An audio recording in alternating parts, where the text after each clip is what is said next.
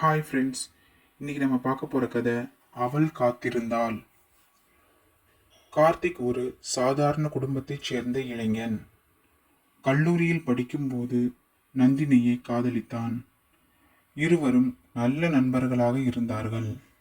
ஆனால் கார்த்திக் தனது காதலை அவளிடம் சொல்லவில்லை. கல்லூரி முடிந்தது. வேலைக்காக கார்த்திக் வேறு ஊருக்குச் சென்றான்.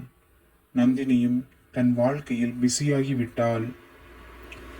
ஒவ்வொரு பிறந்த நாளுக்கும் கார்த்திக் ஒரு வாழ்த்து மெசேஜ் அனுப்புவான். நந்தினியும் மரியாதையாக பதில் அனுப்புவாள். ஆனால் காதலை மட்டும் அவன் சொல்லவில்லை. 5 ஆண்டுகள் கடந்து போயின. ஒரு நாள் திடீரென்று நந்தினியின் திருமண அழைப்புதல் கார்த்திக்கு கிடைத்தது.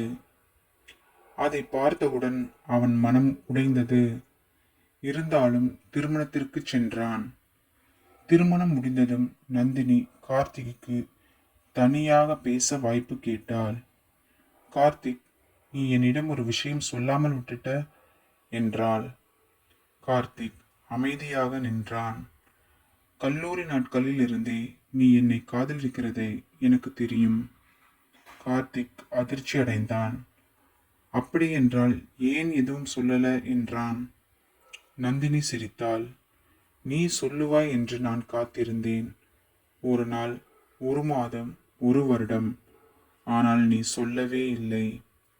அந்த ஒரு பதில் கார்த்திக்கு பெரிய வலியாக இருந்தது. புறப்படும் போது நந்தினி சொன்னாள், வாழ்க்கையில் தோல்வி அடைவது பிரச்சனை இல்லை. ஆனால் மனதில் இருப்பதை சொல்லாமல் விட்டுவிடுவதுதான் மிகப்பெரிய தோல்வி. கார்த்திக் எதுவும் பேசவில்லை. அன்று வீட்டுக்கு திரும்பும்போது அவன் மனதில் ஒரே ஒரு எண்ணம்தான் இருந்தது. சில காதல்கள் தோற்பதில்லை, சொல்லப்படாமல் போய்விடுகின்றன.